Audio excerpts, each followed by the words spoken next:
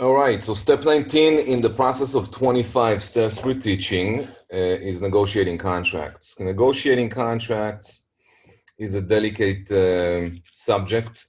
We can talk about it for a long time. I'm going to actually just focus today on what it means to negotiate a contract when you're getting an offer from a buyer you're representing, or when you're getting an offer from a buyer's agent and you're representing the seller, how to behave, what to say, etc., and what top producers do to get deals done. But between my own contracts, the listings I've sold, buyers I've been working with investors, individual investors, groups of investors, and also negotiating on behalf of my agents and for a lot of different clients that I'm working with, putting deals together. I would say a couple of good thousands of contracts, maybe 4,000. And in each contract, obviously, you have to negotiate in a different way. The more details you have about the other side, the more power you have in the negotiation table. You really need to understand what is the motivation behind each party. And then there's also the complicated situation when we are a dual agent, meaning we represent the buyers and the sellers. So who do you work for? When you're getting an offer from a buyer representing, but it's your listing, then you have issues. So a dual agency is not going to be discussed in this session right now. It's more complicated, and it's kind of per case. And you guys can reach out to me if you need help with negotiating contracts when you have an offer and you're trying to push an offer through, but there is multiple offers out there, the bidding wars, and in each and every situation, we behave in different ways. The most important thing to know is, who do you work for? That's number one. Who are we representing in the negotiations? Be careful what you say when you negotiate. Be careful what you say to the other agent, and be fair and ethical. These are things that we need to, make sure we keep everybody aligned. So when you are getting, say I go out right now with a buyer and I'm getting an offer, the first question is, what kind of a market are we in? And I'm going to show you right now what top producers do so you could see it. So when a top producer negotiates, so I wrote down here, top producers are market experts. We spoke about it many times. They understand the true value of a property. And they also negotiate accordingly. They understand negotiation is a process, and it must create a win-win, otherwise there's no deal. And they don't allow their emotions get in the process. This is probably the biggest portion why a lot of agents fail in our business. That particular one right here. Don't allow your emotions get in the process. Once your emotions are involved in the deal, you're putting yourself in harm's way. Something's going to go wrong, and you're already in a position of losing, if it's time, money, positioning of negotiations, etc. Don't allow your emotions to get into the process. And then top producers also understand the time sensitivity, and they stay on top of things, so they don't just linger when they get an offer. They're not sleeping on it. They're actually pushing through the offer all the way, hands-on. That's one of the reasons that I decided to bring on board Natalie as a TC. Natalie is a typical driver in her behaviors, so she will push through the contract. Now, a lot of these, when you're going to read through these slides right now, it's designed for someone who doesn't have a TC. But you guys have a TC, so you're in better hands. You just need to use her. And if you use her, you then can be in a control position without, being all the way inside, so you can't really see the details. You can't see what's going on.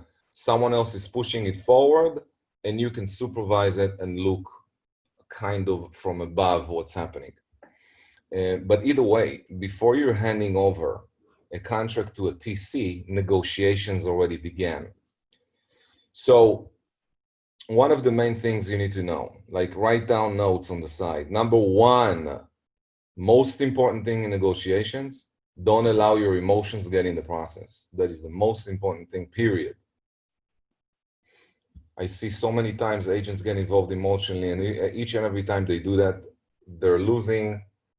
They can lose their face. They can get sued. There's so many different things can happen just because they got involved emotionally. There's no emotions in deals, especially for agents, unless you're buying your own home. If you're buying your own property, then maybe you're involving some emotions. But when I purchase an investment property, I'm not going to go in with emotions. For me, it's all about the numbers. And again, it depends on what personality style you are, and you need to understand your opponents on the other side, what personalities, we're dealing with, and then process the negotiation accordingly. If I'm a driver, I can very easily timid the other agent on the other side if he or she is amiable and very low drive on their disc profile. I'm a very high drive. I might scare them away. I might intimidate them. There's so many different things can happen. So there's a lot of components in negotiations. The secret is, number one secret to successful negotiation: don't allow your emotions get in the way. Don't get pissed off if your offer got denied. Don't get pissed off if someone outbid you. Don't get pissed off if the seller didn't accept the offer that you just received from a buyer. Just keep your emotions out of the game. It's very important. And then the second thing that you need to know is here. Top producers are market experts. If you are an expert in your market and you know inside out what's happening on MLS every day, and you're looking at the hot sheet and you're aware of every sold, every active, every expired, every withdrawn, you understand what's going on in the market, why it expired, why it sold at that price, why the neighbor sold, for 20K more than the other house. You need to know all these different components. Knowing the components, knowing exactly what's happening within a market is also key to negotiations. So, and I'm talking about knowing your local market. I'm not talking about national, talking about local. Knowing your niche market, your local market, wherever it is that you're working. Okay, now one of the biggest challenges is if you are an agent that goes after FISBOs, as an example, and you're taking a for sale by owner listing in an area of your state where you're not really familiarizing yourself with pricing, but they gave it to you because it's an uncle or you received a referral from a friend of a friend, whatever the story is, and you're really not familiarizing yourself with the local market, you got to spend at least a week going out there, looking at what's available. Take a look at MLS, see what's sold, look at sold, active, withdrawn, expired, study the market. So number one is don't involve your emotions. Number two, know what you're doing, know the market, and become a market expert. Top producers understand that they must set the stage for negotiation from day one. Therefore, they take the time to explain the negotiation process to the sellers and go over all the options, pros and cons. Being prepared is always better than not. So this is true in both cases. When I'm a buyer agent or when I'm a selling agent, when I'm a listing agent or a buyer's agent. In either case, I must explain, even if the seller is a super experienced seller who's selling their home right now, I still need to explain the process that I go through when I sell their home. So, Mr. and Mrs. Seller, I understand that you sold homes before, and I hope that what I'm going to tell you right now is not insulting you in any way, but I just want to explain to you how the process is going to work out. We are in a blank market. We are in a blank market, meaning what? We are in a seller's market. We are in a buyer's market. So, Mr. and Mrs. Seller, we are in a seller's market, meaning if you price your home correctly, you could get into a situation of a bidding war. When we are in a bidding war, here is how you're going to work that to your benefit. Here's what's going to happen first. Here's what's going to happen second. Here's what we're going to do here. Here's what we should be doing over here if you guys want to maximize the price, and explain the scenarios to them before you start negotiating. This way they know what to expect. Expectations are extremely important.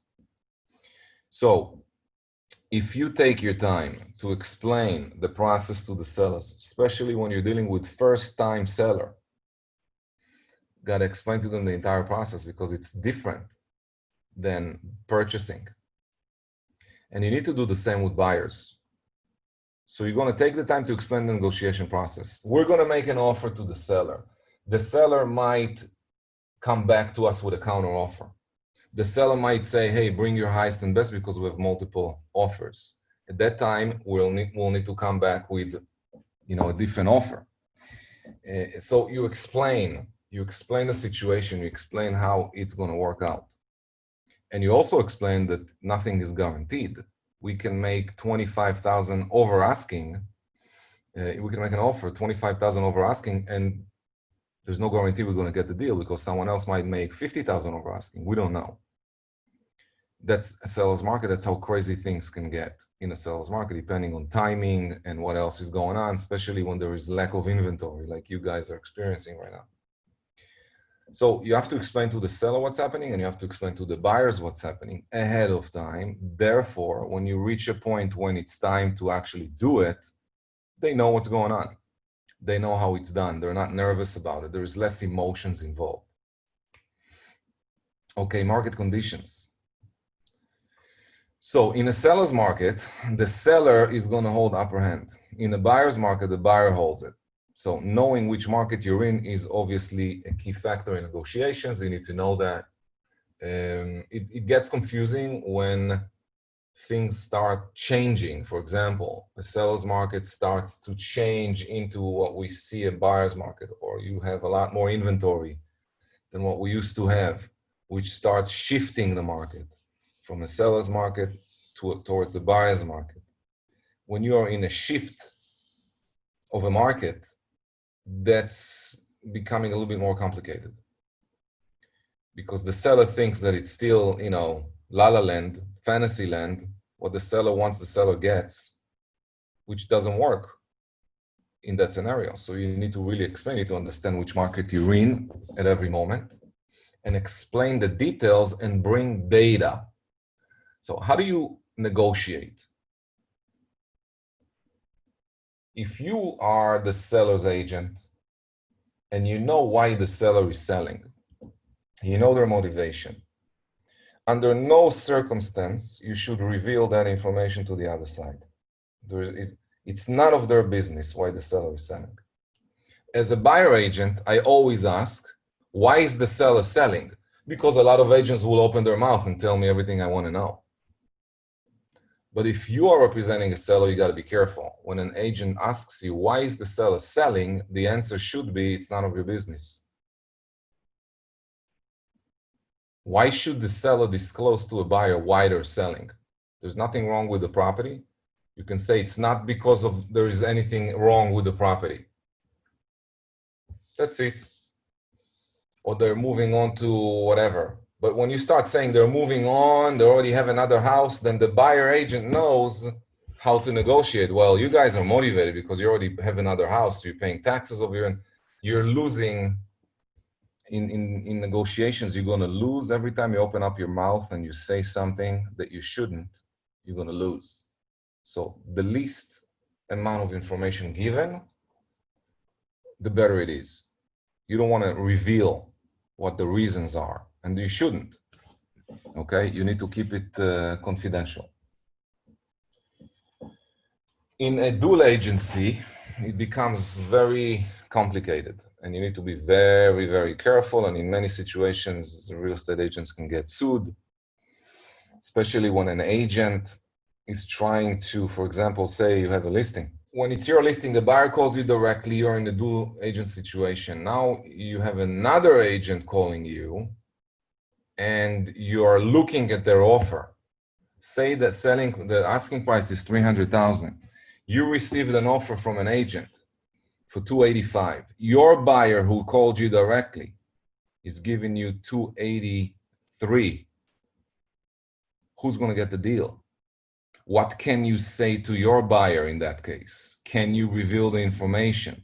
These are, you're walking already on a lawsuit line, it's very, very complicated. That's why in many brokerages, they separate this scenario. So if there is a scenario where you have a listing and you're getting a buyer calling you directly, you are referring this buyer to another agent in your office who represent that buyer. And you get a referral fee. Because it's very, very delicate situation. You cannot work things to your benefit. Because look, if a buyer calls you and you're representing that buyer, you sign a buyer exclusive with them, and then they like one of your listings. Or say you sign a buyer exclusive with a buyer 2 weeks ago. You start working with this buyer, you're showing him some properties, and yesterday you got a listing. Now the buyer wants to take a look at your listing. You have already a situation because you're representing the buyer, you owe fiduciary relationship to them, and now you're owing fiduciary to the seller, and you already, it's becoming dangerous. The buyer, the buyer's motives, the seller's motive, and it's, it is complicated. So I don't want to give too much information about that right now. We will deal with those situations as they arise. Just for you to know, you need to understand, no emotions involved, know the market inside out, and then you need to understand where you are in the market, meaning the graph. Are we up on a seller's market or down on a buyer's market? You need to understand these things. And then again, motivation. In addition to knowing which market you're in, when negotiating, it's also crucial to understand the client's motivation and personal style. So, personality style. If my buyer is amiable and I'm a driver, I can push them away from purchasing by putting pressure. So you got to really understand what their style is, and you need to work with their style, and you can never say how much they should make an offer. That's, dumb and dangerous. So you're not going to say, well, in my opinion, you should offer X.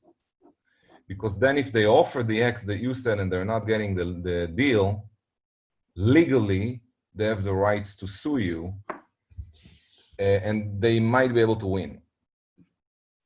So you don't want to say how much. You need to say, look, you guys like the house. This is the asking price. You should make your highest and best offer. The other agent told me that they have other offers coming in. So obviously in that scenario, you want to make your highest and best. And in addition to knowing, you know that the market is 300. Your buyer tells you, the selling agent, listing agent told you that they have multiple offers. You go back to your buyer and you say, listen, they have multiple offers. Normally when they say they have multiple offers, they have above asking. So right now they're calling for highest and best, which means you got to make your highest and best offer. And then I will sit with the buyer and I will show them exactly what's sold in the area. And I will make them, they will be the ones making a decision. Hey, Ron, what do you think about 310? Guys, you need to make your highest and best. That's your decision. Do I think that 310 is a good offer? Obviously, they're asking 300, you're offering 310. Do I know that there is a better offer on the table? I have no idea what's out there. And the listing agent will never disclose this information, even if you call them directly and he represented you directly. They can't. So obviously, each case is different. You cannot, it's not a cookie cutter. I can't tell you how to negotiate all deals. And then the process, for those of you that are not familiarizing yourselves with the process, you don't know exactly how it works. So the first thing that happens is you write up a contract, an offer that the buyer feels comfortable with. Again, the buyer feels comfortable with the offer. You're not pushing them and then later on getting yourself in a situation. Number two, immediately call the listing agent to inform them that you have an offer and ask what is the best way to send the contract, email, fax, hand deliver. And then number three, after sending the offer, get a receivable confirmation from the agent. This is something very important, especially when you're in a bidding war situation or there's multiple offers or in a very, very hot market, low inventory. You want to make sure that the seller actually received. Many, many times, you will come across a situation where your buyer is making an offer and you don't hear back from the selling agent for like 2 days. And then after 2 days, they email you and they say, I apologize, but the seller received a higher offer. Well, if you told us, we would have probably make a better offer. Well, I understand, but that's just the situation. So being hands-on, when you make an offer, you want to get an answer like immediately. So the first thing is you call the agent, you get them on the phone, you talk to them, you say, are there any offers on the table right now? They say yes, no, whatever they tell you. You say, listen, I'm getting an offer right now. We're writing up an offer. I would like to present my offer to the sellers. Unless the listing, this is how I used to do it. Unless the listing agent has a separate agreement with the seller, where the seller says that all negotiations got to go through the listing agent. If they don't have that in writing on the listing agreement, and it's not in the MLS description, that means that you have the right to represent your offer to the seller. The listing agent should be there as well, okay? But you can request a signature that the seller actually received the offer. All right, because in many cases, the listing agent can, if they have 5-6 offers, they show the seller 5-6 offers. Sometimes they don't even show number 4 and 5 because they're too low, and they're just showing 1, 2, and 3. You don't even know if your offer was presented. Call the agent within 24 hours to make sure offer was presented and get a verbal answer counter offer. Now, verbal, it's okay. In many cases, if you're in a sales market, it's better to get something in writing. If the offer is accepted, you are done with negotiation. If not, you have to continue at step 6. Step 6, basically, you get a counter offer from the seller. You contact the buyer immediately to discuss the counter and get a second offer. This time, since you know what the seller wants, make sure you get closer. So you tell the buyers, hey, listen, the seller came back with 295. You guys are at 280. It's your call what you want to go back with. But the seller came down $5,000. Making an assumption what the seller will take is like shooting yourself in the foot. I know many agents will say to the buyers in this scenario, they will tell the buyer, listen, the seller's at 295. Why don't you guys go to 290 and we'll meet them somewhere in the middle? The buyer goes to 290, then they get another offer and someone else took the deal for 292. Your buyer gets pissed off at you because that was your recommendation. So it's very delicate. Again, each scenario needs to be dealt with depending on really all the details, what you know about the buyer, what is the motivation.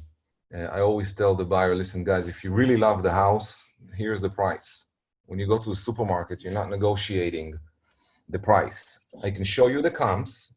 The comps are showing that the house is worth 300 and you will probably appraise for 300. If you really like the house, they're asking 300. You need to make an offer. You decide what the offer is, but if you really love the property, consider that there might be other offers coming in. It's your call. I will let them understand. Again, when you go to the supermarket and you see milk at $2.99, you're not going to go to the register and start negotiating, say, no, I want to buy it for $2.89. Right? You buy it for the price that it is. And if the price is the right price, if you're running in a CMA and you show your buyer, look, the value of this property is 300. You guys are offering 270. Take into consideration that it's not going to get accepted. Everybody wants to negotiate. I understand that everybody wants to negotiate, but you also need to understand that the seller knows the property is worth 300,000 and they listed it at 300, meaning that it's already listed at the right price. If the property's value should be 300, but they listed at 329 and you want to come in at 290, I understand. So this is the kind of conversations you need to have back and forth. You need to be very careful when you do that. And again, it's the buyer's decision what they want to offer. Never convince them to make any kind of offers. You just need to explain the scenario and explain the risk. The risk is that they might lose the property. And that's it. It's a loop. So you go into the loop and you start negotiating back and forth. Okay, my buyer's at 285. Okay, the seller's at 295. Okay, my buyer's at 290 final offer. Or my buyer is at 295 with 5,000 seller's concession final offer. And then the seller comes back and says yes or no. When the seller agrees, negotiation is done. And then you just continue and you go into contract, and that's really where you're giving it to your transaction coordinator to continue from there. The transaction coordinator's job is not to negotiate on your behalf. You're the negotiating person. So you negotiate the deal, and then once the deal is accepted, you give that to the TC. In some cases, the TC can give you the service, like some agents request the TC to give them extra service, which will cost extra, by the way. For example, if you are too busy to write the offer and to send it to the other side, and you want the TC to do that, you want to make sure that the TC does that immediately, and you want to make sure that you're getting it back. You need an answer. So you want to keep on top of it. And the TC's job is to keep on top of it. Like keep calling the other agent. If you're not getting an answer within, end of business day, the second day, you should already reach out to the broker, not the agent, the broker of record, and say, my buyer made an offer. We didn't hear back from your agent. We want to make sure that our offer was presented. And if the seller wants, we need a counter offer, or we need a letter of denial or acceptance, but you need an answer. You can't just sit on an offer. Don't allow the listing agent to sit on your offers. Now, I'm talking as if you're representing the buyer. When you represent the seller, the game changes a little bit. So you got to know how to play the game. For example, say the seller is asking 300, you're getting an offer at 285. You know that the property is worth 300. You need to go back to the seller and say, listen, guys, you got a 285 over here with X amount down. I called the mortgage broker. These people are approved for 300. It's your call, what you want to do with that. But I just want to remind you guys, the property is worth 300. So the seller can come back and say, well, we are still, we're going to stay at 300. And then the buyer will come up or not. And then if the buyer doesn't come up and you don't have any other offers, then you need to have a different discussion with the seller. So it really depends. If I have 3 offers already, then I'm going to have a different discussion. If the property's been on the market for 2 days and I already get like 285 offer, different conversation with the seller. And it also depends on the seller's motivation. Is the seller in need to sell? Is it important to them not to pay tax every month? Say, I don't know, $700-800 a month in many cases. Seller need to pay about 800, 900, and then seller is trying to kill you negotiating your commission, but then they're just sitting on the house when it's time to move. If the seller is sitting on a house in the winter when they need to pay heat and they need to pay electricity, okay, even if the house is vacant, and they need to pay tax and insurance, if you calculate all of that, waiting on the market for 3 months can cost them, way more than the 1% they're trying to drop you, 2% trying to drop you on the listing price. Makes no sense. So many times sellers don't mind losing money like that, but, oh no, but I'm not going to pay you more than 4% commission. So negotiating is also when it's time to negotiate for your listing. When it's time to go on a listing presentation, you're negotiating with the seller. What are you willing to accept as commission? If the seller is giving you 10 properties to sell and he's requesting a discount in commission because of that, that might call for a discount. But if the seller wants to sell a house for 195 when the house is really worth 180 and he's offering you 3% commission, guys and girls, I'm going to walk away from that. So that depends on what you guys want to do. And so negotiations is what our business is all about. You negotiate with sellers, you negotiate with buyers, you're negotiating contracts, you're negotiating with a buyer to sign a buyer exclusive, and you're negotiating with the seller to give you a listing agreement, sign a listing exclusive listing to sell. All right, questions? I have a question. Yep. You just mentioned if a seller wants to list a couple properties and is asking for a discount commission, how do you is it has to be all the properties mentioned in a contract in order to give the discount, or how do you do that? Oh, if they want to give me 6 listings, then I have 6 listing agreements, 6 exclusive agreements, and each one have its own information. I can say, okay, look, on this property, I'm going to charge you instead of 7% or instead of 6%, I'll give you 5% on this property. This one will be more difficult to sell, 5.5. This one is really easy to sell, 4.5. And you can just negotiate. Commission is negotiated.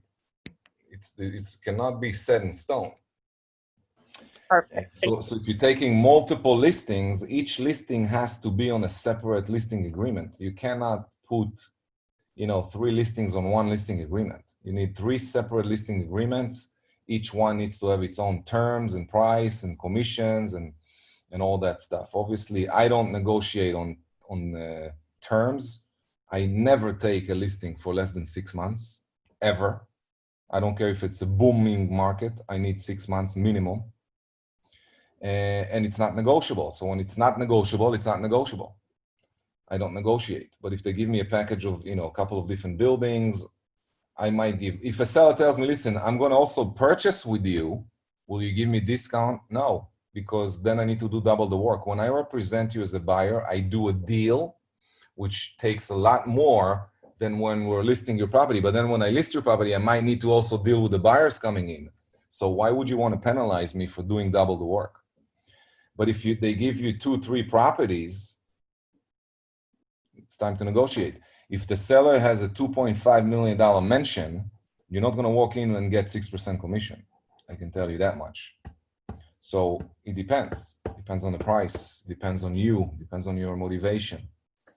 It also depends on the market, but it's all negotiable.